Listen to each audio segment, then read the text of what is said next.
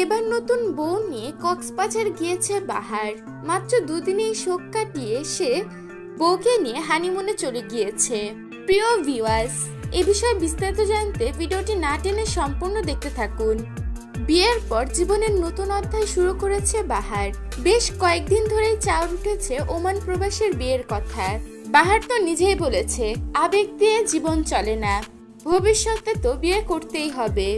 মেয়েরা তো তাকে প্রতিদিনই কল করে বিয়ের অফার পর্যন্ত দেয়। কবে আবার কোনো দুর্ঘটনা ঘটে বসে। তাই তো এবার বিয়ে করে ফেললো বাহারউদ্দিন।